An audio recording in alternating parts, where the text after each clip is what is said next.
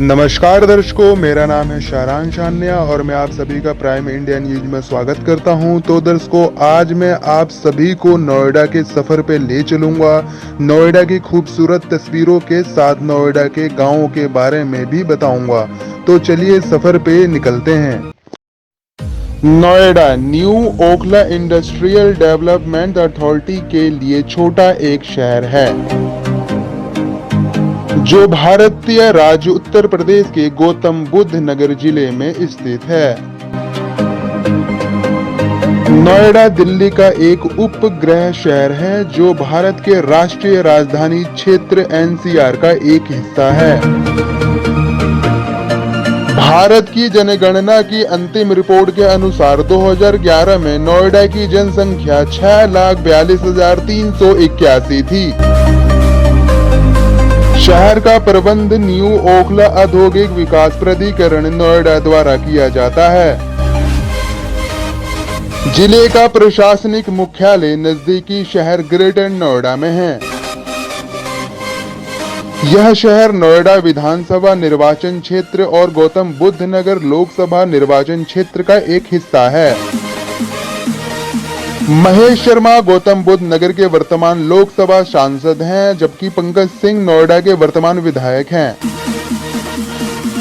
2015 में ABP news द्वारा आयोजित सर्वश्रेष्ठ शहर पुरस्कार में नोएडा को उत्तर प्रदेश में सर्वश्रेष्ठ शहर और पूरे भारत में आवास में सर्वश्रेष्ठ शहर के रूप में स्थान दिया गया था। नोएडा को भारत का सबसे हरा भरा शहर माना जाता है। 50% हरित आवरण भारत के किसी भी शहर में सबसे अधिक है।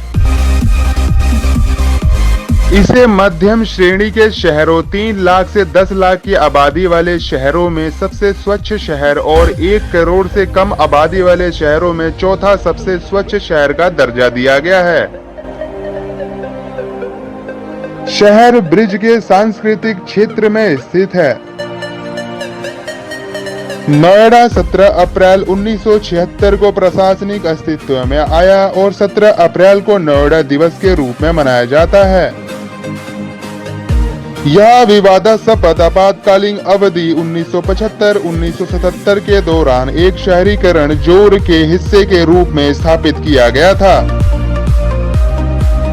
शहर को यूपी औद्योगिक क्षेत्र विकास अधिनियम 1976 के तहत संजय गांधी की पहल से बनाया गया था।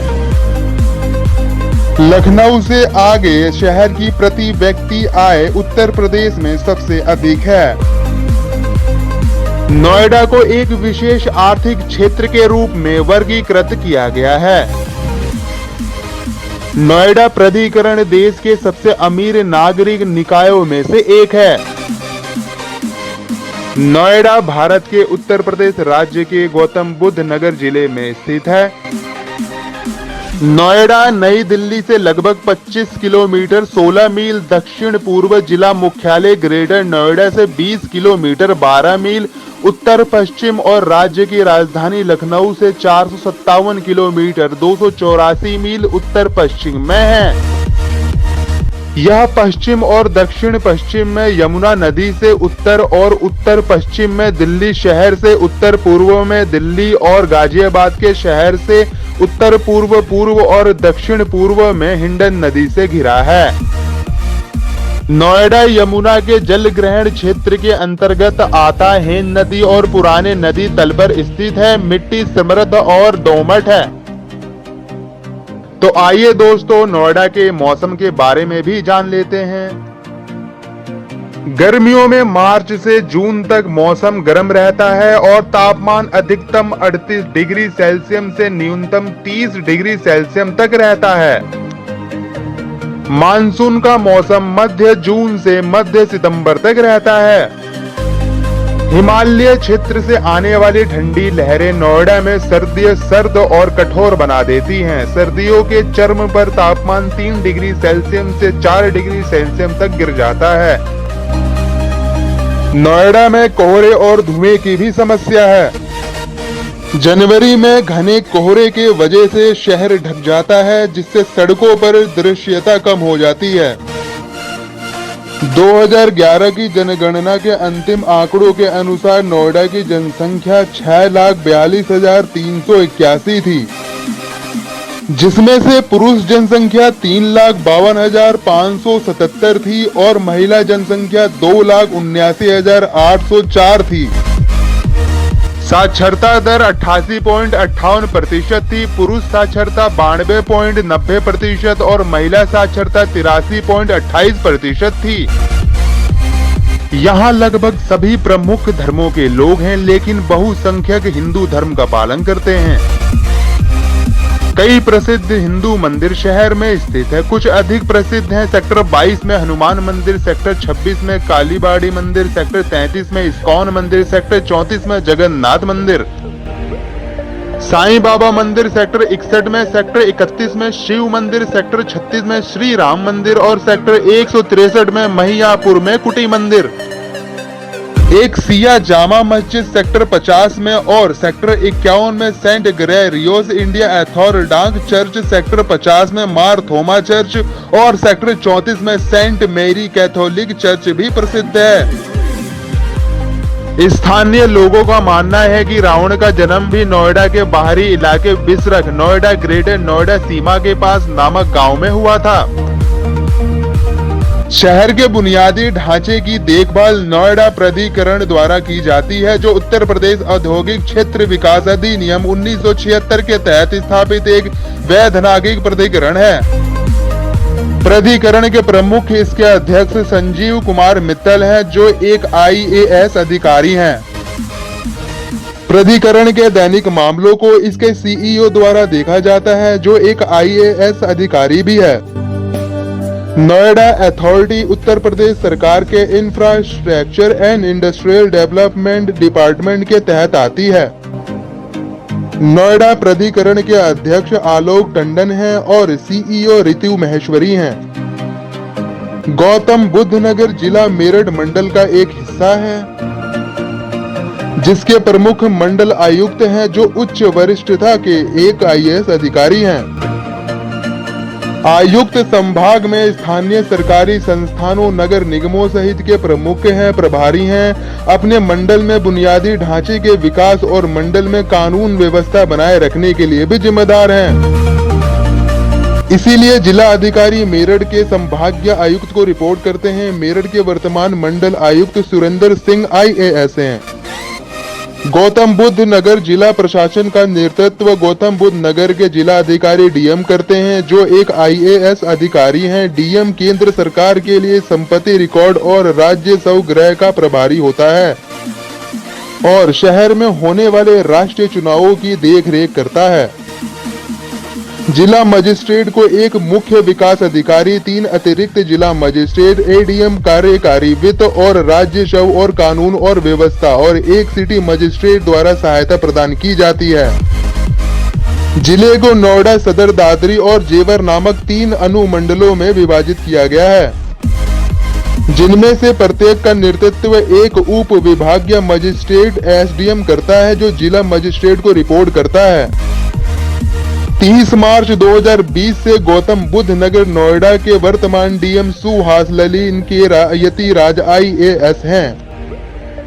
जनवरी 2020 में योगी आदित्यनाथ के नेतृत्व वाली उत्तर प्रदेश सरकार ने घोषणा की, गौतम बुद्ध नगर, नोएडा और लखनऊ में एक आयुक्तालय पुलिस प्रणाली होगी, जिसका नेतृत्व एक पुलिस आयुक्त करेगा, जो सीधे उत्तर प्रदेश के DGP को रिपोर्ट करेगा। पुलिस आयुक्त अतिरिक्त DGP रैंक को 2 अतिरिक्त पुलिस आयुक्त डिप्टी IGP रैंक द्वारा सहायता प्रदान की जाती है। उनके नीचे 7 पुलिस उपायुक्त DCP SP रैंक है। नोएडा को 3 पुलिस जोन में बांटा गया है, यानी नोएडा सेंट्रल, नोएडा और ग्रेटर नोएडा। इनमें से प्रत्येक एक जोनल DCP SP रैंक के तहत इन 3 जोनल DCP के अलावा नोएडा पुलिस में 4 अन्य DCP हैं, जो मुख्यालय, यातायात अपराध और महिला सुरक्षा की देखरेख करते हैं। उनके नीचे 16 सहायक पुलिस आयुक्त SP डिप्टी SP रैंक है। नोएडा पुलिस के वर्तमान आयुक्त आलोक सिंह हैं, जो एक भारतीय पुलिस सेवा IPS अधिकारी हैं। नोएडा के लिए न्यायालय जिला न्यायालय परिषद सूरजपुर ग्रेटर नोएडा गौतम बुद्ध नगर में 2012 में गठित 18 अदालतों के कार्य के साथ स्थित है। सूरजपुर ग्रेटर नोएडा में कोर्ट कॉम्प्लेक्स 30 एकड़ से ज्यादा जमीन पर बना है। कोर्ट का बुनियादी ढांचा अच्छे आकार के कोर्ट रूम के साथ साफ सुथरा है। पिछले कुछ वर्षों में Noida Microsoft, arm holding, HCL, Samsung और बार्कलीज जैसी सॉफ्टवेयर और मोबाइल ऐप विकास कंपनियों का केंद्र बन गया है।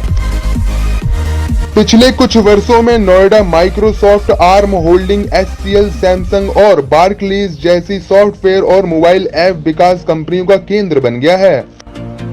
सैमसंग ने हाल ही में मेक इंडिया पहल के तहत नोएडा में 50 बिलियन, 2020 में 57 बिलियन या $710 मिलियन के बराबर का निवेश किया। भारत की सबसे बड़ी यूनिकॉर्न फिनटेक कंपनी पेटीएम का मुख्यालय भी नोएडा में है। तो आइए दर्शकों, अब बात करते हैं नोएडा मेट्रो के बारे में। नोएडा मेट्रो और दिल्ली मेट्रो द्वारा रेल द्वारा जुड़ा हुआ है। नोएडा मेट्रो गौतम बुद्ध नगर जिले उत्तर प्रदेश भारत में नोएडा और ग्रेटर नोएडा के जुड़वा शहरों को जोड़ने वाली एक तीव्र प्रगमन प्रणाली है। मेट्रो नेटवर्क में 21 स्टेशनों की सेवा करने वाली 29.7 किलोमीटर 18.5 मील की कुल लंबाई के साथ एक लाइन इक्वा लाइन कहा जाता है शामिल है। दूसरी लाइन लगाने की योजना है। दिल्ली मेट्रो आधिकारिक तौर पर 12 नवंबर 2009 को नोएडा में चली। यह अब ब्लू लाइन के माध्यम से कन्नाट प्लेस और द्वारका उप शहर को जोड़ती है। वही blue line Yamuna bank interchange station के माध्यम से नोएडा को वैशाली से जोड़ती है। दिल्ली मेट्रो की मेजेंटा लाइन नोएडा और जनकपुरी को बोटैनिकल गार्डन और जनकपुरी वेस्ट मेट्रो स्टेशन से जोड़ती है। नोएडा हाई स्पीड रेल के माध्यम से सीधे जुड़ा हुआ नहीं है, लेकिन गाजियाबाद रेलवे स्टेशन और आनंद विहार टर्मिनल सहित सड़क मार्ग से पास के रेलवे स्टेशन हैं। हालांकि नई दिल्ली रेलवे स्टेशन और पुरानी दिल्ली रेलवे स्टेशन जो दोनों मेट्रो के माध्यम से सुलभ हैं। नोएडा पहुंचने के लिए यात्रियों द्वारा अक्सर उपयोग किए जाने वाले मुख्य रेलवे स्टेशन हैं। तो आइए दर्शकों, अब जान लेते हैं नोएडा के सड़कों के बारे में। नोएडा में ज्यादातर सड़कें ग्रिड पैटर्न में बनी हैं और सभी मुख्य सड़कें 6 लेन चौड़ी हैं। नोएडा में 3 मुख्य एक्सप्रेसवे हैं। एक DND फ्लाईवे है जो नोएडा और दिल्ली को जोड़ता है और यमुना नदी के पार चलता है। दूसरा नोएडा ग्रेटर नोएडा एक्सप्रेसवे है जो नोएडा को ग्रेटर नोएडा से जोड़ता है। तीसरा यमुना एक्सप्रेसवे है जो ग्रेटर नोएडा को मथुरा के रास्ते आगरा से जोड़ता है। Eastern peripheral expressway, Delhi Meerut expressway, upper Ganga canal expressway और गंगा एक्सप्रेसवे वर्तमान में निर्माणाधीन 4 एक्सप्रेसवे हैं जो शहर से होकर गुजरेंगे। NGN एक्सप्रेसवे से सटे क्षेत्र में हाल के वर्षों में भारी आवासीय विकास देखा गया है। एक 4/6 lane double decker elevated road MP second के ऊपर है जो पूरे शहर को पार करने में केवल 5 मिनट का समय लेता है। यह 4.8 किलोमीटर 3.0 मील सड़क फ्लैक्स क्रॉसिंग से जुड़ी होती है और विश्व भारती स्कूल पर समाप्त होती है। MP1 रोड पर सेक्टर 12-22 से सेक्टर 12-10-21-21 एक क्रॉसिंग तक एक और एलिवेटेड रोड बनने जा रहा है। 3 और एलिवेटेड सड़कों की योजना है। इन 5 एलिवेटेड सड़कों के साथ कई अंडरपास निर्माणाधीन या स्वीकृत है।